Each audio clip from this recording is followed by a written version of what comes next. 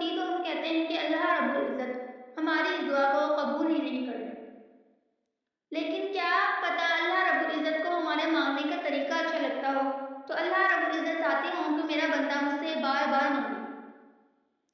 تو آپ لوگوں نے اللہ رب العزت پر کامل یقین اور بھروسے کے ساتھ یہ وظیفہ کرنا ہے کہ اللہ رب العزت آپ کے اس عمل، اس دعا یا اس حاجت کو ضرور قبول فرمائیں گے۔ کوئی بھی آپ کی مشکل حاجت ہے، کوئی بھی آپ کو تکلیف ہے، کوئی پریشانی ہے، تو آپ نے یہ وظیفہ ضرور کرنا ہے۔ انشاءاللہ اللہ رب العزت کے حکم سے آپ کا ہر عمل، ہر حاجت قبول کر لی جائے گی۔ نحمدہ ونصلی علی رسولہ الکریم، اما بعد، فاعوذ باللہ من الشیطان الرجیم، بسم اللہ الرحمن الرحیم۔ میرے تمام معزز ناظرین کو السلام علیکم۔ آج میں آپ سب کے ساتھ جمعۃ المبارک کے دن کا ایک ایسا خاص اور مجرب وظیفہ شیئر کروں گی جس کے کرنے سے، صرف ایک ہی مرتبہ کرنے سے اللہ رب العزت کی بارگاہ الہی میں آپ کی ہر دعا، ہر حاجت قبول کر لی جائے گی۔ اللہ رب العزت آپ سے راضی ہو جائیں گے، آپ سے خوش ہو جائیں گے۔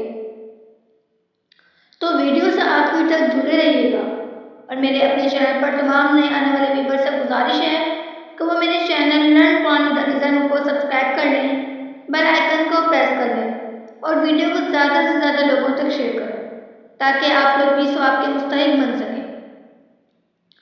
تو یہ وظیفہ آپ نے جمعۃ المبارک کے دن کرنا ہے۔ یہ وظیفہ بہت ہی زیادہ خاص اور مجرب وظیفہ ہے۔ جس طریقے سے میں آپ لوگوں کو بتاؤں گی، اگر آپ لوگ اس طریقے سے یہ وظیفہ کریں گے تو انشاءاللہ ہر حاجت ایک دن میں پوری ہو جائے گی۔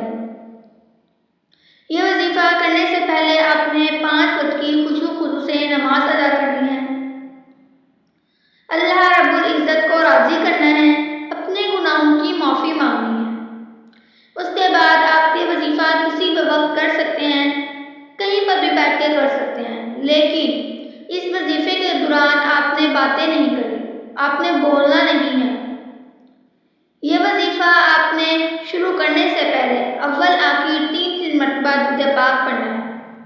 درود پاک آپ کوئی سا بھی پڑھ سکتے ہیں۔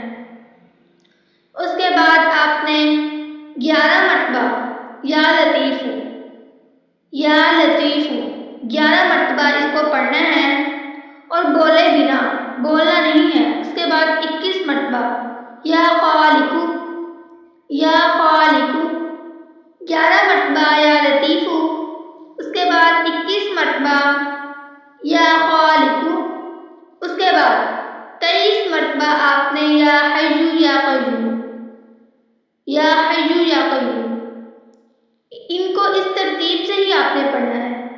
اس کے بعد آپ نے پھر آخر میں 3 مرتبہ درود پاک پڑھ لینا ہے۔